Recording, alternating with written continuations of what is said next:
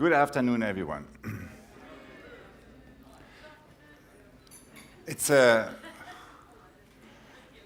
I'm sorry that I'm coming in late. I had to finish up my teaching schedule at MIT.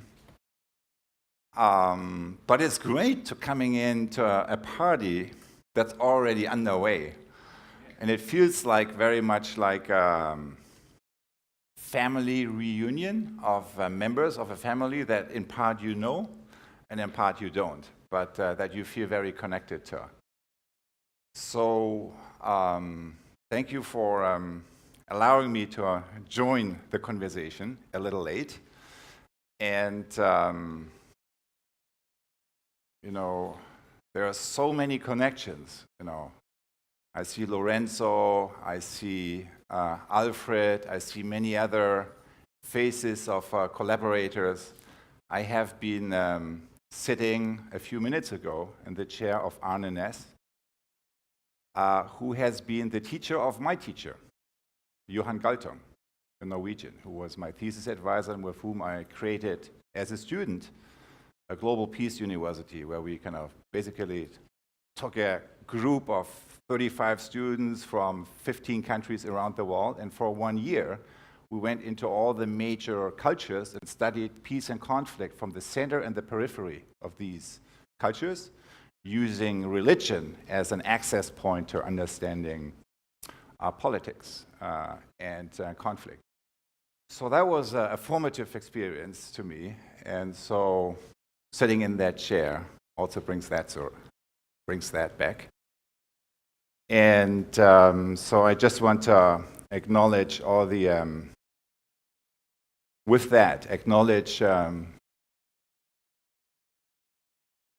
all the different streams that we bring together from Bhutan with gross national happiness, like with the deep ecology tradition, from other traditions that I have mentioned, kind of the traditions of action research, kind of and systems change, kind of where we have been going through a progression from, systems thinking to something that I would today call not just systems thinking, but to really do systems thinking today, to work with larger systems, requires us to combine systems thinking with systems sensing.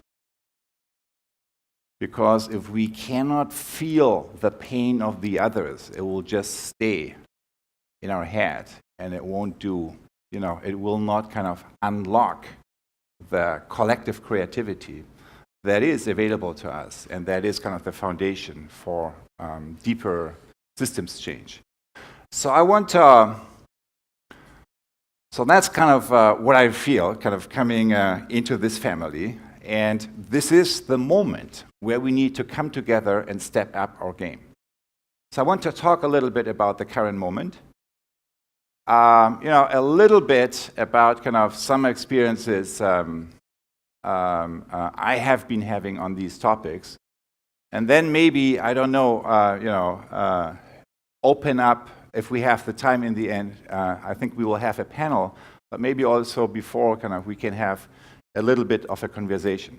And please kind of feel free. I know kind of some of you have some familiarity with the line of work I've been engaged with, others not, so I will try to balance that a little bit. So we live in a moment of disruption, we all know that, and the question is, how do we respond to challenges of disruption? It may not be, it feels like here in Norway, the old Nordic model is still working. Kind of the pain hasn't, made inroads into society that much. Maybe, I don't know. You tell me. But in many other places, that's no longer the case. I also feel that I think in the Nordic countries have a contribution to give to the world, have like a contribution to make for our current global crisis that hasn't been really fully realized and also articulated. So that's so in the backdrop of that, so we live in an era of disruption, and how do we, disruption means the future will be significantly different from the past, and looking back, right, learning from the past is maybe necessary but certainly not sufficient. So what are the responses that we see in public discourse across countries, across sectors, across topics? Always the same three, I would say, which is, number one, downloading, which is same old, same old. So if you take last year's presidential election in the US, right? I'm just saying Hillary Clinton, right? That's the face of that response. Same old, right? The continuation of the status quo, which in the past, is what mainstream politicians have been doing. But now, with the pain going up, that for many of us is no longer a viable option. So that sets the stage for the second response, which is a much more radical response that says, no, the system is broken. We need to disrupt the system. And we disrupt that by turning back into the past, by turning backwards, making ... great again. So, Michael Moore, one of the few people who precisely predicted what's going to happen with the Trump election, his summary of that whole story is this. He said, ignorance leads to fear, and fear leads to hate. So those are the psychological dynamics. It's kind of increasing feedback loop, as we all know, that we have been seeing playing out, not only in the US, but it's most visible there. But it's, as you all know, and as we know here in Europe, it's not limited. So my term kind of for ignorance is closing the mind, right? For hate is kind of closing the heart. It's kind of us versus them, and the closing, the fear is kind of that we close down on the side of the will. So you could say that's kind of the operating system. But what are the behaviors that we see in real life, politically and otherwise? Lying, right? So the first one is denial, right? We are in denial. The politics of lying. So 1,318, that's the number of false claims that Trump did since taking office, as of today. One, false or misleading, so you can check that with fact checker, Washington Post, false or misleading claims, 1,318 by today. And so if you look at reality, what's the reality for us in the United States, right? Hurricanes are hitting. There's kind of wildfire through extreme weather conditions.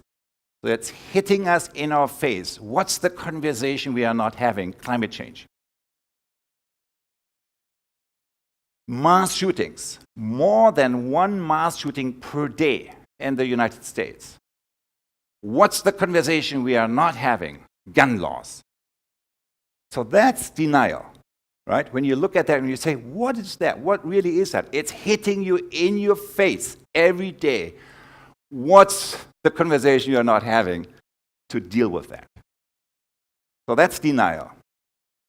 The second behavior is desensing. Now, we see that when you look at the lack of empathy. The incapacity to empathize. So we see that in the case of individuals, say the current presidents, but more importantly, it is something that is amplified throughout society.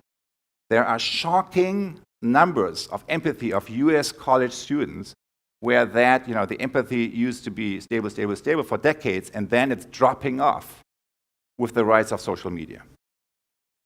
So echo chambers, dark posts, kind of micro-targeting, so basically interventions funded by the Russian government and US billionaires, designed to stir up racism and fear and anger. Right? That was, dark pose is kind of you target the message, right? Misleading information that cannot be checked by others because it only appears, on certain feeds. So that's the politics and kind of the industry of desensing and the phenomenon of desensing. Then absensing is this: me first. Right?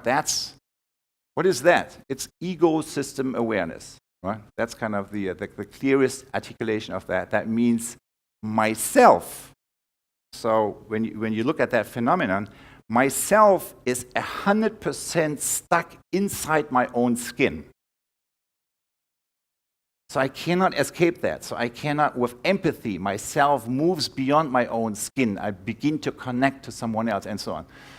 So that's kind of, I'm completely stuck in myself. I'm completely stuck in the experiences of the past. And that's, the disconnect to the emerging future. Blaming others, the inability to reflect, to look at your own shit, and look at your own piece in the situation, your own contribution. Building walls, right? And basically deepening the us versus them feelings and dynamics. Again, I don't need to explain anything because you see it in the papers every single day. But the last one here is, so what's the result of that cycle? It's destruction and self-destruction. We see the destruction of nature, pulling out of Paris Agreement, destruction of, international institutions, right? We see that. Destruction of treaties, the Iran nuclear deal, destruction of social security system, right? Basically, triggering a bomb that will make Obamacare explode. So all of that is, so where is that moving into? It's moving into destruction of societal substance, kind of the feeling of a wholeness. And you can already see that because the United States is no longer one country. It's several countries that have very little connections with each other. And that's exactly the challenge we are dealing with. And the trajectory we are on. So that's number 2, right? Number 2 is, no. The system is broken. We need to drain the swamp. Okay? Number 3. So number 2 is you deal with disruption and you turn away, you turn backwards, you turn to some past that allows you to make it great again. And number 3 is you lean into the disruption. You lean into your not knowing, right? So what is curiosity? It's your capacity to lean into the not knowing. What is compassion? Is your capacity to empathize with beyond your own skin, beyond your own comfort zone. You lean into your own discomfort, kind of where you are challenged, and that's kind of where you lean into. And courage really is the capacity to, not only to deal with fear, but it's also the capacity of, you could say, lean into the not doing the same. Kind of you create a space where something new can emerge. So I call these, and in the terminology of Theory U, we call this open mind, open heart, open will. But essentially, it has to do with kind of leaning into the unknown and leaning into the disruption that comes with all these difficulties. So I would say, from this perspective, yes, we know. So the Trump phenomenon has economic it's the reasons, the inequality. It has political reasons, clearly, kind of the democracy in the United States being hijacked, right, by 0.1% or so. But the third problem is it's an educational failure because it's a capacity problem. It's a massive failure of our educational system because if I face disruption and I don't have the capacity to lean into the unknown, guess where I'm ending up? In the blue space. So it's throwing me up there, even without intention. That's kind of what's being triggered for me. And once I'm kind of inside that blue space, it's difficult, as we all know, because we usually, I certainly, find ourselves without intention also operating in that space. Sometimes we are here, sometimes we are there. So that's basically my first point, about the current moment. So there's disruption going on, and we know that disruption will, the speed and the significance of disruption will go up, not down. So that's, it's too late to change that. So the question is, how do we respond to disruption? And if we don't have the capacity to cultivate these curiosity, compassion, and courage, we are being thrown into this other space.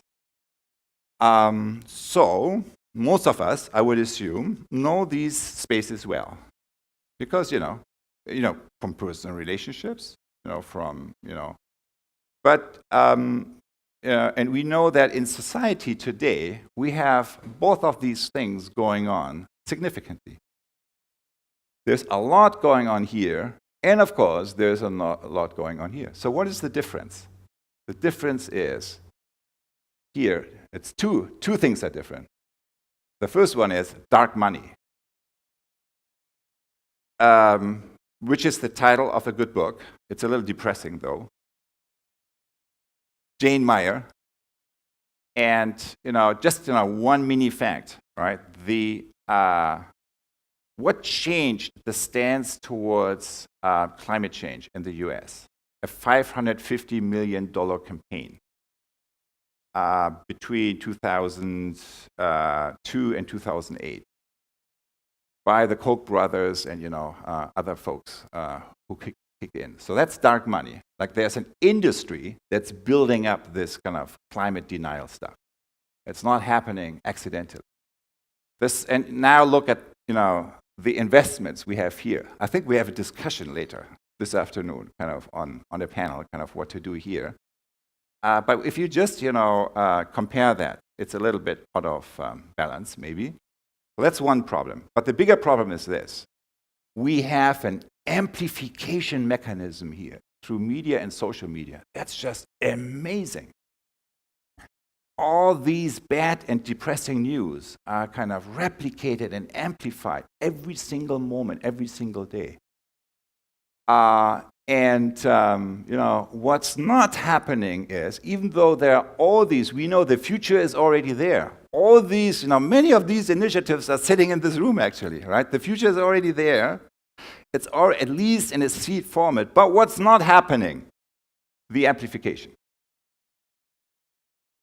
And with that, I not only mean, a new media that focuses on the positive stories and so on. I also mean maybe the more collective capacity where we would move and beam the collective attention onto some of these seeds of the future, in order to help them to grow and to be replicated and amplified. All right, so systems, so that's kind of one view on current reality. I'm already kind of feeling a little depression in part of the room here. But we need to look at this stuff.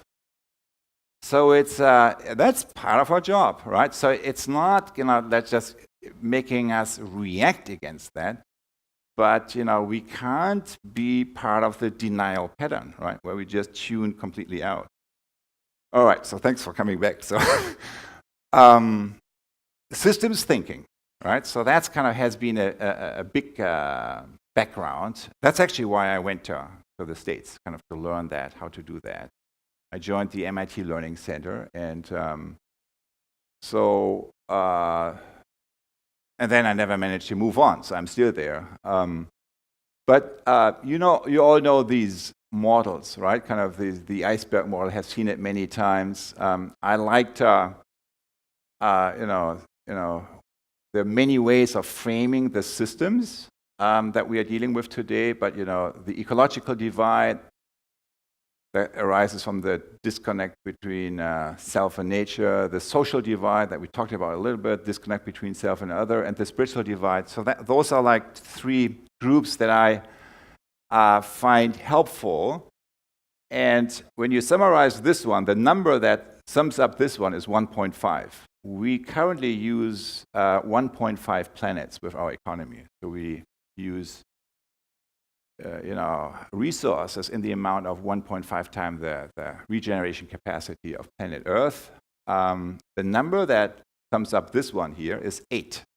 8 people owning as much as the bottom half of mankind combined, which is 3.7 billion. So 8, as many as you can put into a single minivan. And then 3.7 billion. So that number, 8, that used to be in the hundreds, and people were shocked just a few years ago, right? And then it was 60, and people were shocked just 2 years ago, I think. And now it's 8.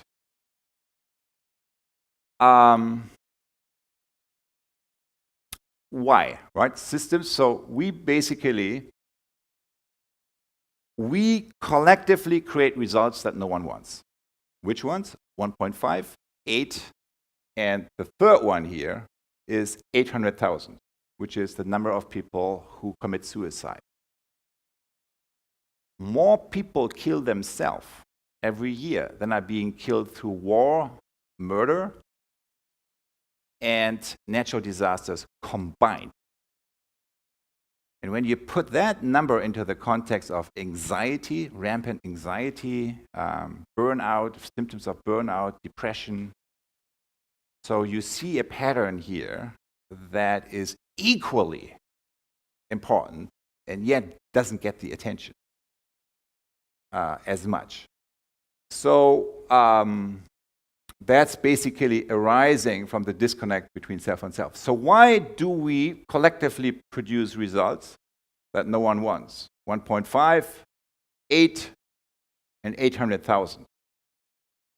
And the answer, of course, has to do with unearthing the iceberg, kind of the economic. A lot has to do. And I'm sorry that I missed the talks, but I think you had several talks about economics already, right? And so talked this morning. There was another talk earlier, and I think that's so important. And part of what motivates me is also, as a lead into the so what connects us really with mindfulness. I think mindfulness, it's wonderful. It's one of the most significant developments of the past decade to see the rise of mindfulness, and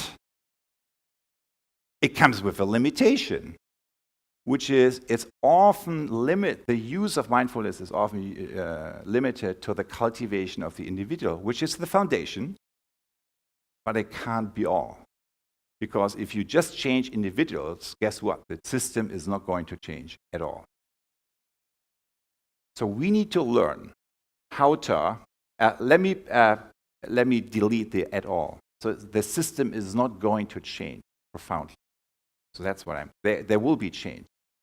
But the question, from my point of view, is how do we apply the power of mindfulness onto the transformation of the collective?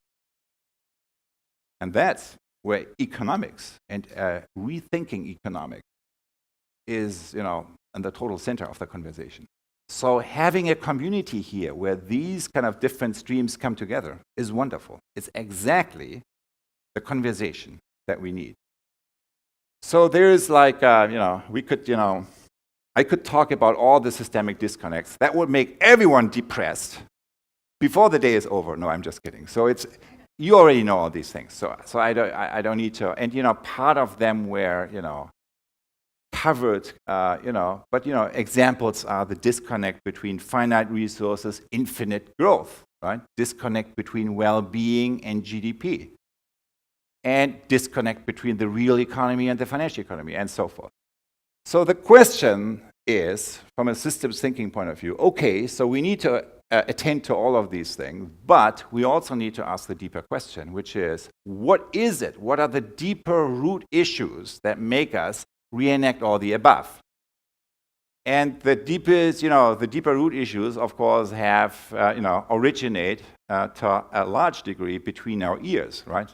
Have to do with the way we think, particularly with the evolution of our economic paradigms. And, which is usually where I lose my entire audience, because, who wants to hear about the evolution of the economics and the economy? But if you just stay for 60 more seconds, like 3 main stages: the modern economy, division of labor. How do we stitch the whole thing together? How do we coordinate, right? 3 answers so far. Centralized, through state-centric, hierarchy and control as coordination mechanism, through, which is good when you have chaos, but which is bad because it doesn't allow for, more dynamism. Then the 2.0 is the birth of the private sector and markets and competition, right, as a second coordination mechanism, a decentralized coordination mechanism, leading to amazing amount of growth and wealth, an amazing amount of externality, which leads us to the 3.0 economy, which is, the rise of the social sector, labor unions, kind of environmental, kind of all the kind of externality areas. Basically, people organize around that and change the regulatory framework by a whole set of institutions, including Social Security, including standards for environment and labor, the Federal Reserve System, all of that. All right, that worked, at least for most of the OECD countries, for the better part of the 20th century, but at the beginning of this century, we are hitting the wall because we cannot deal with the global externality. And that, in my view, is a transition crisis to a 4.0 stage of the economic development that moves us from the 3 sectors, business, government, civil society, conflicting with each other, to the 3 sectors creating or co-creating with each other by innovating the system at the level of the whole. We have a lot of innovation today, but it's in pockets, it's in small pockets. We are not seeing innovation that's evolving the system as a whole. Because for that, you need all the 3 sectors working together in new ways.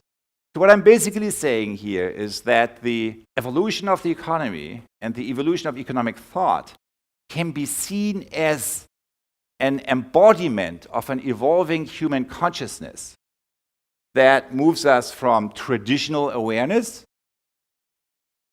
fitting in, loyalty, kind of all the nice old things that no longer, ecosystem awareness, right? What we still teach at business schools, like Homo economicus, these kind of things, to 3.0 stakeholder awareness, which is what any of us needs who works in a real organization, in government, business, or civil society. You need to understand your stakeholders, what they need, and you need to deliver on that in order to getting things done. But in this century, I think we need to move on to an ecosystem awareness, by which I mean an awareness that focuses on the well-being of all, including the most marginalized in the system. So my experience is, regardless whether you work on sustainability or education or health or all these other projects, it's always the same thing. What is the same thing? From a leadership perspective, it's always the same, which is that no organization no sector can deal with these issues alone.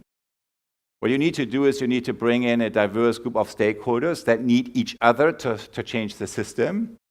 And then, when you have that, you need to move them from one state of awareness, where they only see their own silo, ecosystem awareness, to another state of awareness where they begin to attend to the whole system, ecosystem awareness.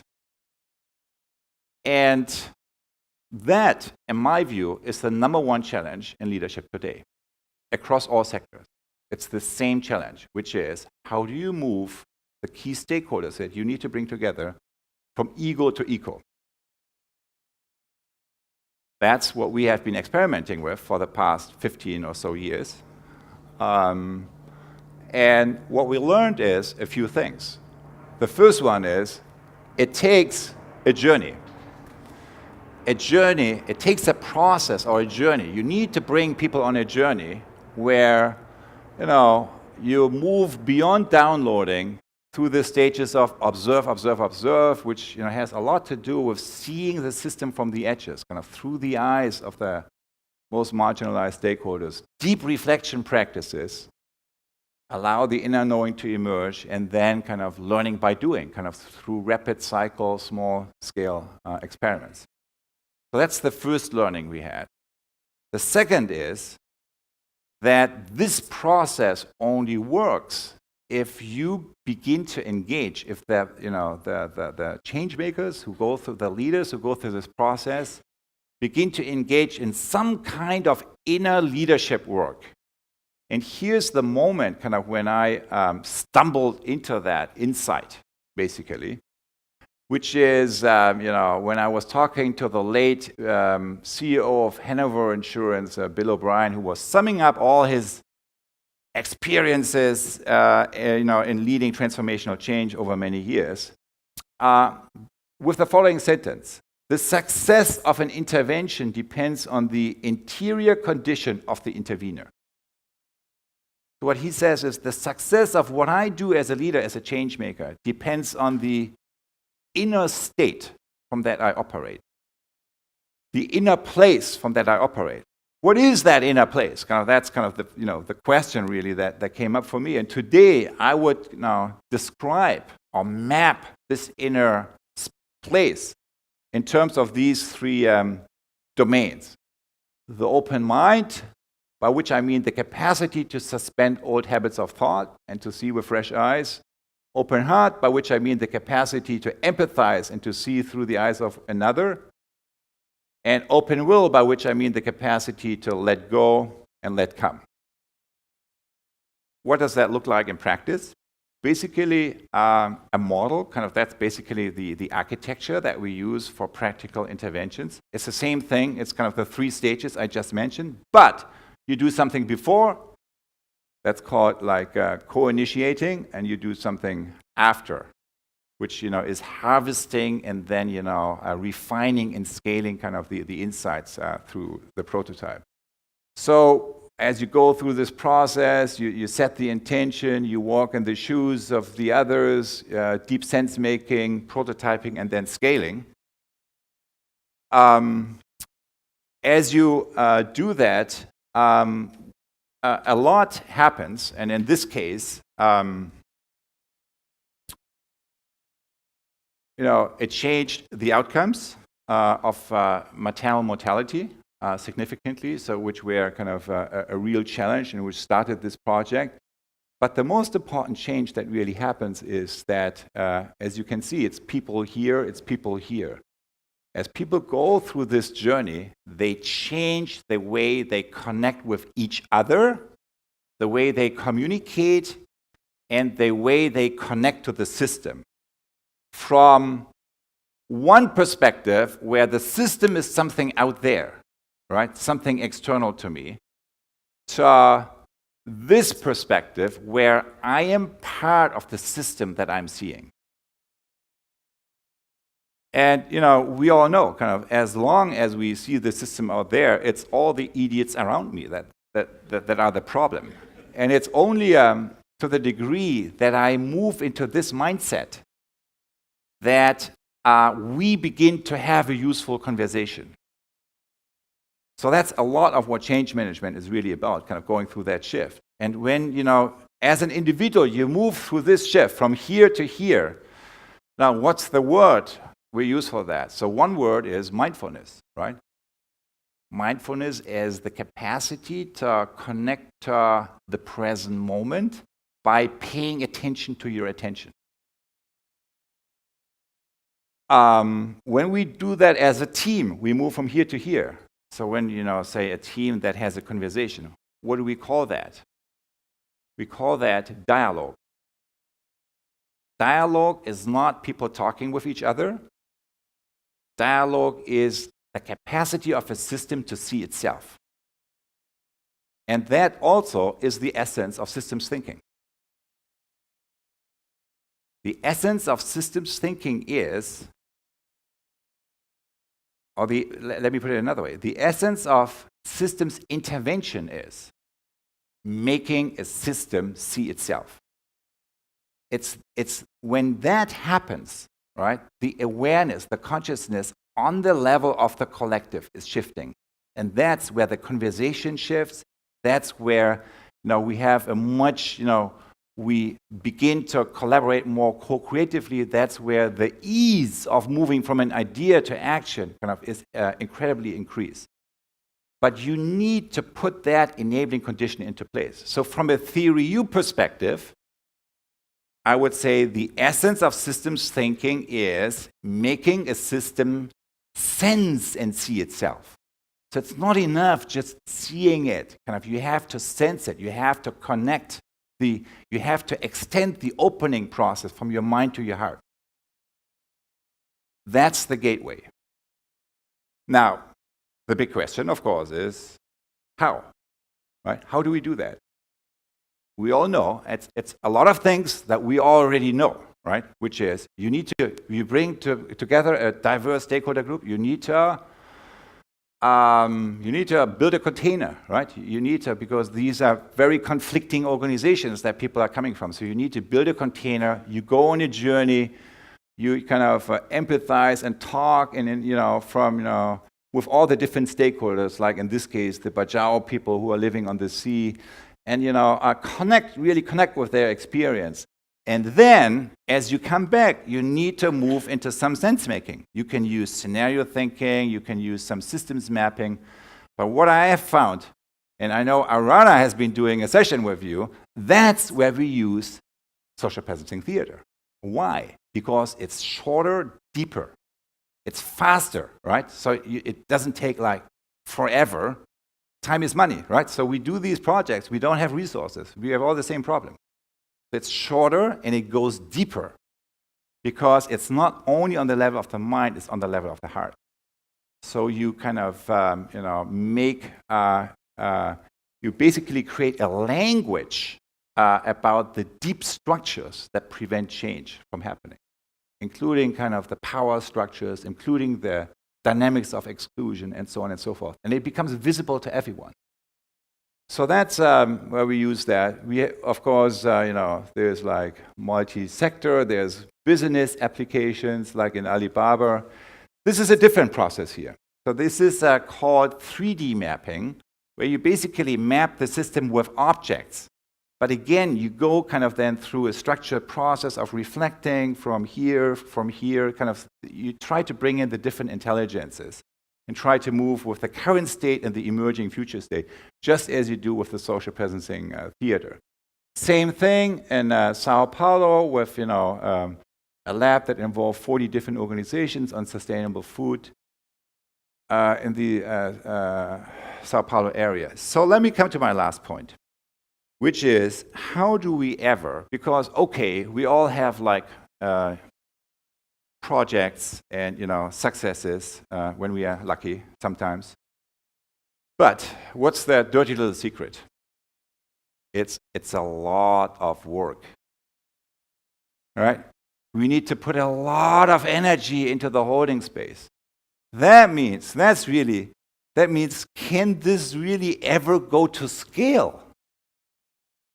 Because it takes so much, and I'm talking about resources, but also lifetime and your heart energy and all of this. So how can we ever bring that to scale? That's certainly a question I was holding. Even though I'm blah blah blah, talking a lot about scale and so on, but that was kind of a nagging question. And the first time that I saw a mechanism that actually could work. It started like 2 years ago, 2.5 years ago, with an experiment called ULab on edX. And basically, as you know, kind of like 5 years ago, kind of there was this digital disruption of education. Is MOOCs, massive open online courses, first a big hype, and now people say, is that really that great? So like, you have all these big numbers, but what are the actual completion rate? And and then education was bad before. Now it's even worse. Everyone's sitting in front of their. So what good? What's the? So there's some more questions now, but certainly there's reach. It is it's part of the vocabulary now. But the big question is, because it's so limited on technical and head-centric knowledge, how can we link these two main forces, which is radical democratization in the access to knowledge, on the one hand, and the activation of the deep learning cycle, with not only the opening of the mind, but also the heart and the will, on the other hand? Can you link these two things together? So that was the experiment, and so I want to share like two, three outcomes from that, because I really think the conversation, and that's also, Alfred, how I understood the invitation. The conversation we should be having is movement building. How do we build a movement? So how do we, move from complaining, what I have been doing, like the first half of my talk, complaining about these blue things. How do we move to, getting our act together? And so I want to maybe, show a little video clip. So we created basically an invitation. So it's the ULab has like it's an online to offline learning and movement building infrastructure. And the online piece is how you invite. So you have like a platform, and we created like a few videos and invited people to basically organize their own thing and bring in their own intentions, bring in their own self-organizing capacities. And one of the introductory video clips, I used the MIT architecture as the archetype for everything that's wrong with management and learning, right? Learning and leadership, basically. Because it's the old model that's embodied there. It's the old model of education. It's the old model of management, and there was one clip on that. And then there is basically, because everything is head-centric, and you're like in lecture rooms inside that windowless dome. But and the revolution that we see is moving you out, right? It's moving you into the real world, and it's like moving also the inner place of learning from the head to the heart and the hand. But so I want to show a second clip that doesn't tell that story, but that continues there and says, hey, what could actually a new structure look like? And it's, I'm using a piece of art, kind of a sculpture called The Alchemist, that is like, on campus, as a physical structure that, is the counterpoint to this old structure that's kind of closed. So I just show that very briefly, and then we'll wrap up with the learnings kind of from that experience.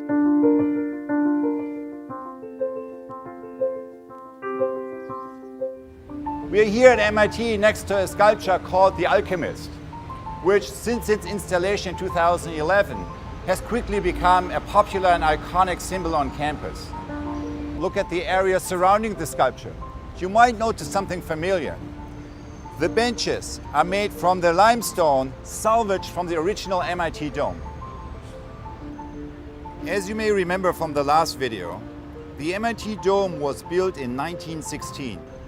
It reflects how universities thought about education at the time. Abstract knowledge at the top and applied knowledge at the bottom. In the new MIT that's emerging now, the dome opens up, and the process of learning is moving out into the real world, to a more collaborative structure that allows people to connect more freely. You might be surprised that this transformation of learning and leadership has deep roots here at MIT that go back to at least the 1940s. We are now inside the Sloan School of Management. And on this wall, you see the lineage of some path-breaking action researchers here at MIT. Here you see Kurt Lewin, one of the most influential social scientists of the 20th century. He summarized his approach by saying, you cannot understand a system unless you change it. One researcher who picked up Lewin's ideas and developed them further was Ed Schein. When he arrived here at Sloan as a young faculty, he pioneered a new model of learning, one that puts the learner into the driver's seat of change and the educator in the role of coach. Meanwhile, next door, Jay Forrester was creating the field of system dynamics, from which in 1972 the study and book Limits to Growth emerged. While some of Jay Forrester's students were working on the Limits to Growth study, Peter Senge joined the group and became interested in how to link system dynamics with real-world change. It was that integration that drew me here 21 years ago. By exploring the deeper dynamics of social systems from the viewpoint of an evolving human consciousness, what emerged from this line of work is a concept called Theory U. That's the lineage of Kurt Lewin, Ed Schein, and Peter Senge. Which brings us back right here to The Alchemist. As you step inside The Alchemist, what do you see? You see a bunch of mathematical formulas. It reminds me of a picture that I kept on my desk for the past 20 plus years. The School of Athens by Raphael. It is said that at the entrance door there was a sentence engraved that said, "Let no one ignorant of math and geometry enter here." Now, 2,400 years later, what should mark the entrance of such a school that we are aspiring to create? That sentence, I believe, should deal with a threshold that we need to cross in order to experience the remaking of the world from within. It could read, "Let no one enter who cannot see that the issues outside are a mirror of the issues inside." The entrance to this university is not in any one place. It exists wherever you are. And that is ultimately what the ULab is. It's a vehicle to help you catalyze change locally and to connect you with the many of us who work towards similar change globally. So join us. The journey through ULab begins now.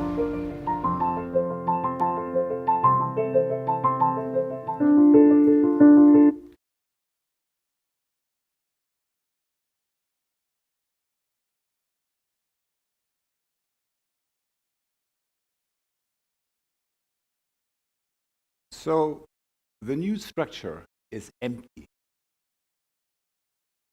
It's an empty structure that is not coming alive unless you step in. And in order to step inside the Alchemist, you need to cross a threshold. And the question is, what's the sentence, right, that's above that threshold? So I suggested one version here. We know the old one, "Let no one enter who cannot, blah, blah, blah." So, and I said, maybe it's, "Let no one enter who cannot see that the issues outside, are a reflection of the issues inside." So maybe, but the real question is, I think it's a much more personal question. What I really want to suggest is, each of us thinking about, in my own journey, kind of for me to connect with my real highest future possibility, what's the step I need to take? So in that kind of that threshold, what is the threshold I'm facing in my journey? Kind of what is kind of the, what brings me inside the Alchemist? And then, so that's kind of a very personal answer, and I don't want to suggest that the sentence that I gave there is like the thing above. I think that's for each of us to define. What is that sentence above that entrance, kind of above the next step that I need to take in my journey?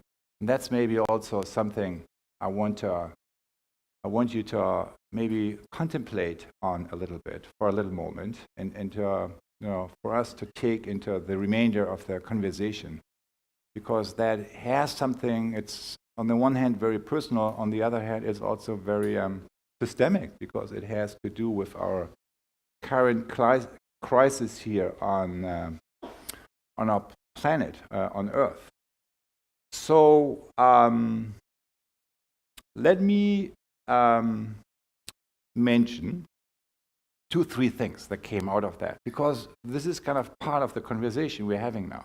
The first thing we realize is that, so the only thing to do this, right? So it's basically, again, how can you activate the deep learning cycle at marginal cost close to zero, right? Kind of that's really the massive democratization. Can you make it, right, without a very expensive? And the answer is yes, you can it if you organize it as a movement.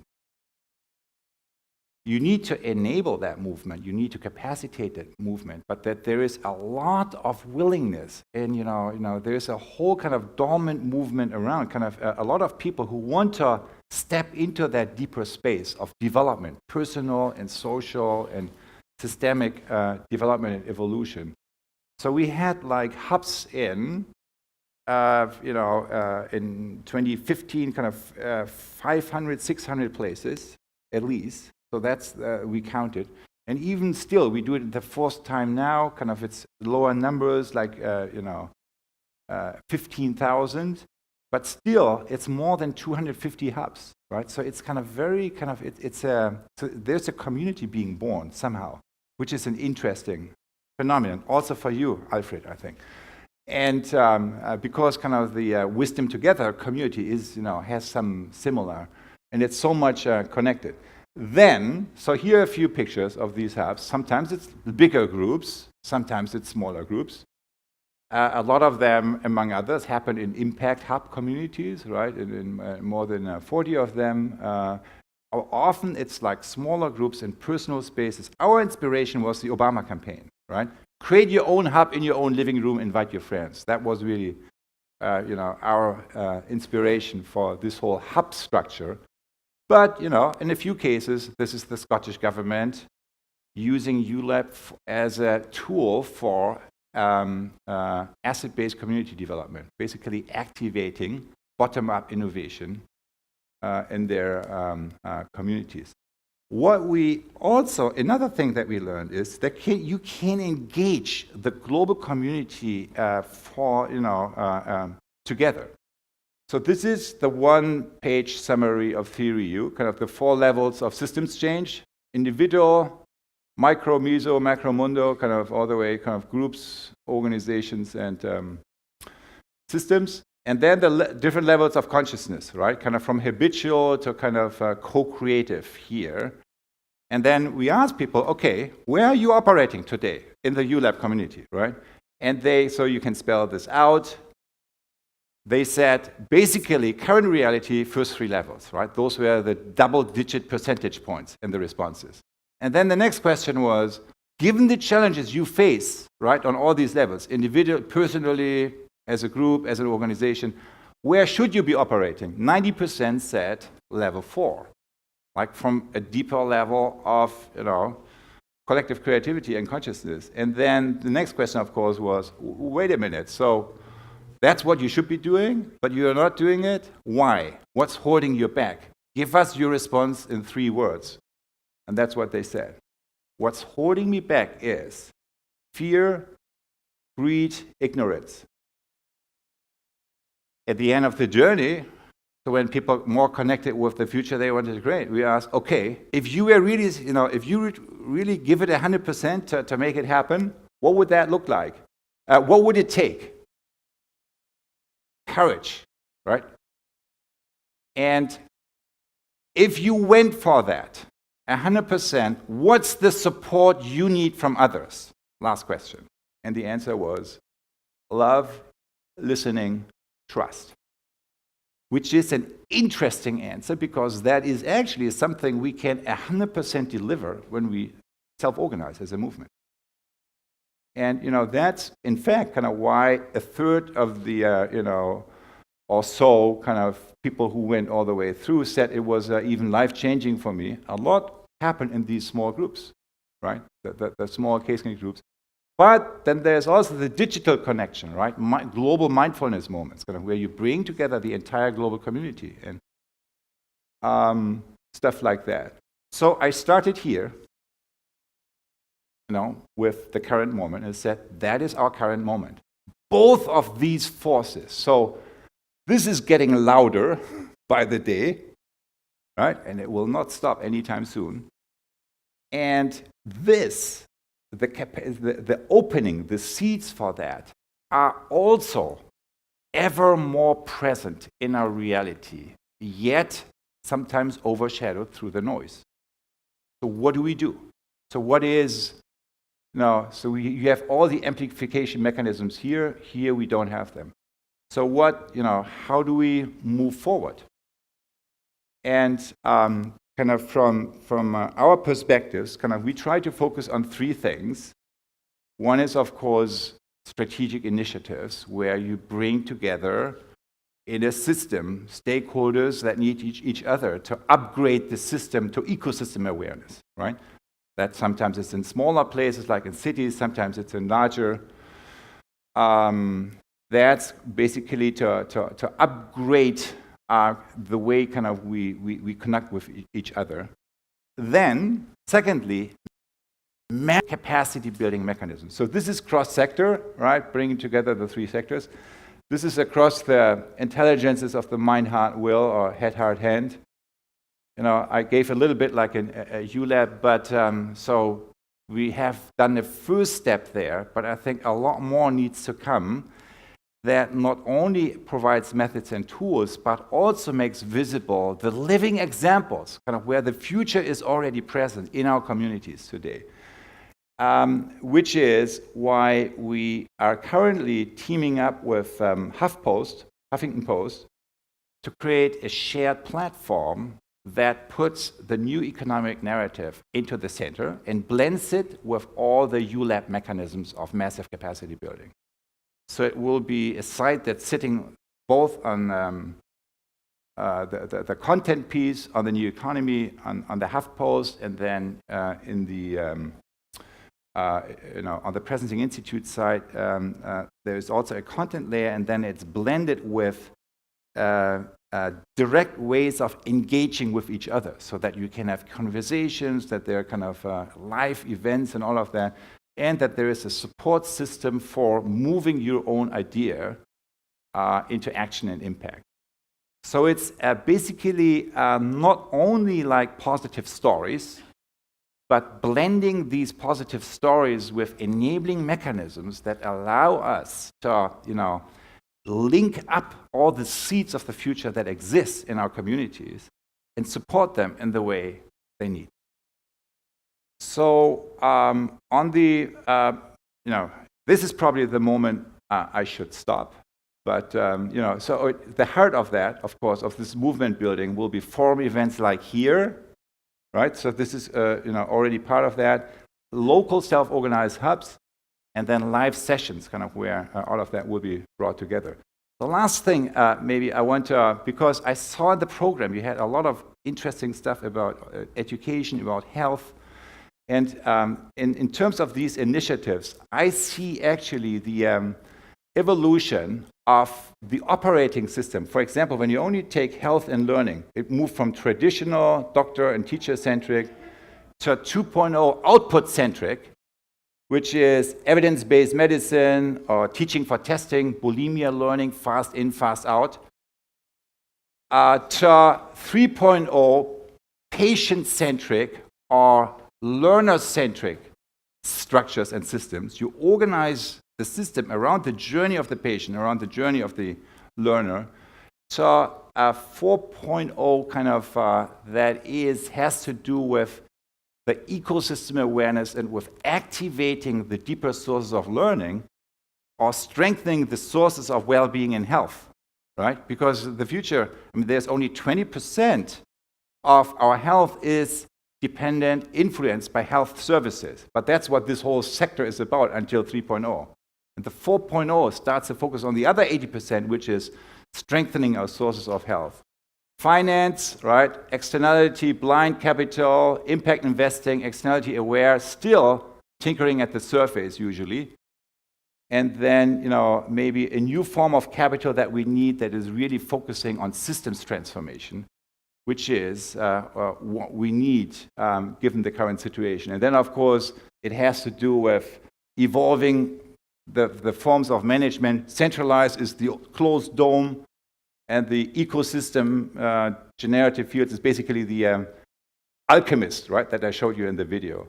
And of course, the evolution of capitalism and the coordination mechanisms. So that's what I'm basically saying is, so the old systems are in 2.0. The innovators, like us, are often stuck in 3.0, right? We do good things, but is it transforming the system?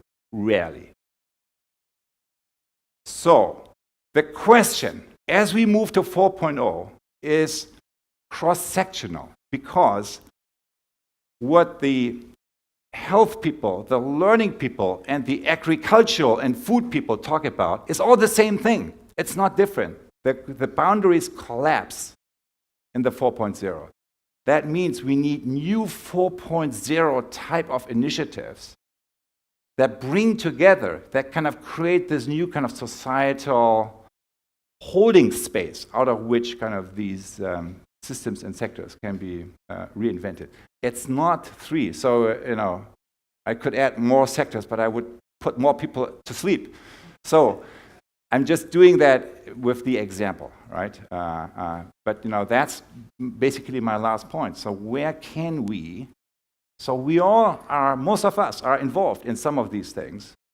Where can we team up across sections and sectors to jointly move into the 4.0 space? That's all I have.